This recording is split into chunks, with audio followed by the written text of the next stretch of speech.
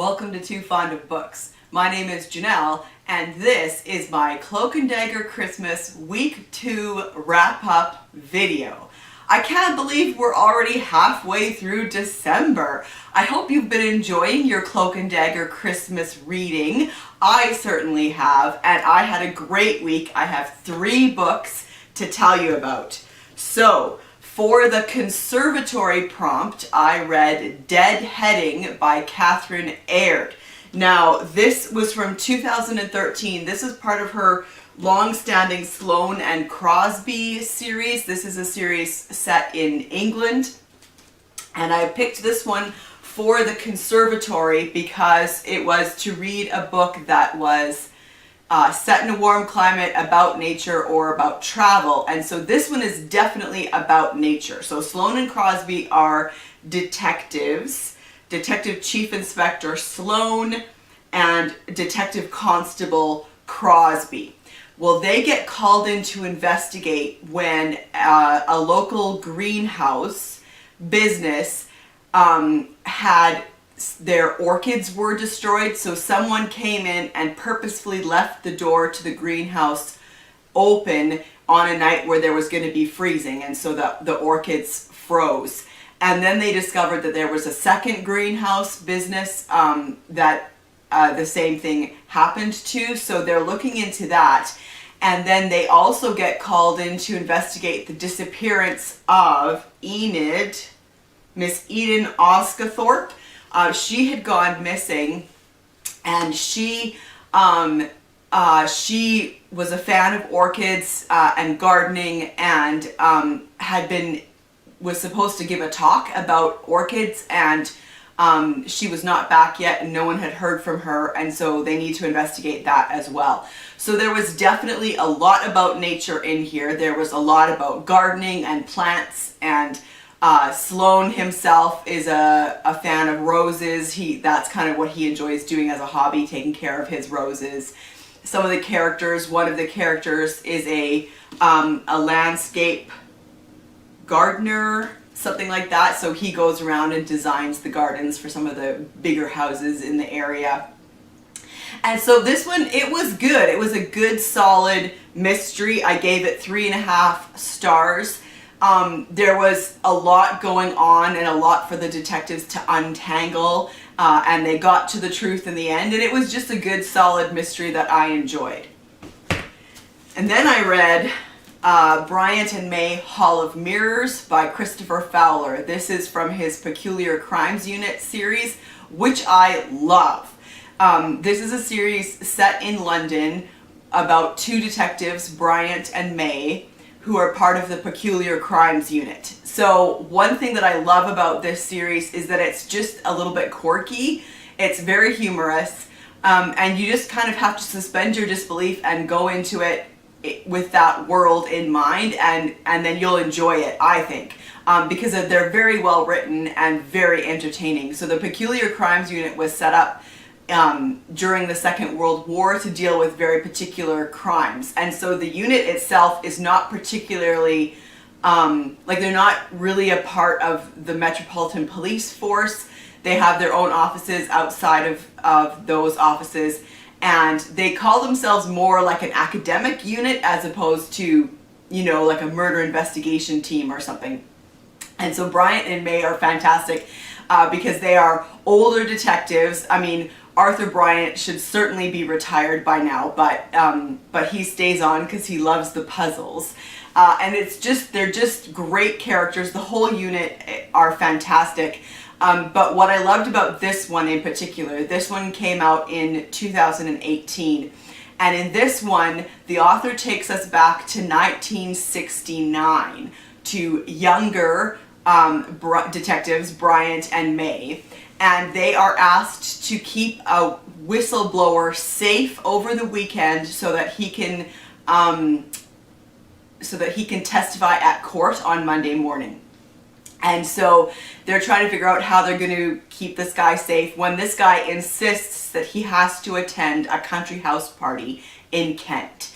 So they go with him. And so what's fantastic is that Christopher Fowler has taken Bryant and May out of their beloved London and dropped them in the middle of a country house mystery, and it's so fun. And then he's put it in the 60s, so there are so many 60s references. All the chapters are song titles from the 60s, the clothing descriptions, all of that. And so that part's really great. But then he's also made this country house mystery, but he's sort of subverted the trope a bit. Like, there's a lot in there that you expect, but then there's some stuff that you don't. Because it's not in the 60s, it's the late 60s, so this country house is actually being sold. So you have the lady of the manor and her son, who is the new lord, and they just can't afford it anymore, and so they're selling it to Donald Burke. He's there with his wife, and then there's a few other guests for the weekend, and they're there to sign the papers to make the sale official. So you've got this classic country house party, and everybody's sort of expecting the same things, that they'll play games and that they'll go shooting and all of that stuff. But it's not what you expect. They're there to sell the house, so the house is dilapidated and in rough shape. The son, the Lord, I forget what his name is. And this is great too, because there's this cast of characters at the beginning. Lord Banks Marianne, Harry, he's a hippie, and so he's allowed a bunch of his friends to come and live on the grounds. So there's all of these Mongolian yurts on the property and all of these hippies, which is great. And so Bryant and May are completely out of their element here, trying to protect this guy. There's an accident immediately where he's injured but not killed. But then Donald Burke does end up getting killed in a particularly gruesome way. But I just loved it. It was very, very entertaining. So he also made it an isolated country house mystery, because the roads are closed due to army maneuvers in the area. They thought the house was empty for the weekend, and so you've got these army maneuvers. So throughout the weekend, you've got like the guns and all that stuff going off. The roads are closed, so it's an isolated mystery in a way you would expect, but the reason it's isolated is very unusual for a country house mystery. So I loved that. Yeah, and so I gave it 4 stars, and I really enjoyed it. So if you've never tried this series, I highly recommend it. It's very entertaining. Oh, and I don't think I said, I read this for the billiard room prompt, because it was the next up for me in this series. And then I read for the library prompt, I read Death's Autographed by Marianne MacDonald. This is a book that references books. The main character in this series is called Dido Hoare, and she runs an antiquarian bookshop in London. So the setup for this was great. I always am very interested in like mysteries that are set in bookshops or libraries. And so in the opening, she's driving home to London she was somewhere out in the country to buy some books. And she's on her way home. It's very late at night. It's like 2 in the morning. She's gotten herself lost. So she's on this like dark country road, and this white car has been following her and kind of starts hassling her, and it really frightens her. And then when she gets back home, the next day she gets a call from her dad, and he's received a note that references that event and is vaguely threatening. So they're really not sure what's going on. And then all of a sudden her ex-husband shows up out of the blue, and she's not sure what he wants. And then her bookshop gets broken into, and it's a complete mess. Although she can't tell that anything's actually missing, but everything's been turned over, all the books have been gone through. So it's a great premise, a great setup. But in the end, I didn't actually really like it very much. I gave it 2.75 because I didn't want to give it a 3 because I didn't really like it. So And the reason is because I didn't like the main character, Dido Horror. I just didn't really get like why she did some of the things that she did, like her reactions to things were odd. Yeah, so I mean, it's a biblical mystery. It's a book that references books, which is great. There was definitely a mystery, like what's going on in her store, and then, you know, what's going on with her ex-husband, all of that. It was a good mystery, and it was fairly well written. It's told in the first person from Dido's perspective, and I was actually, like, the first paragraph, I was like, okay, I think I could really like this.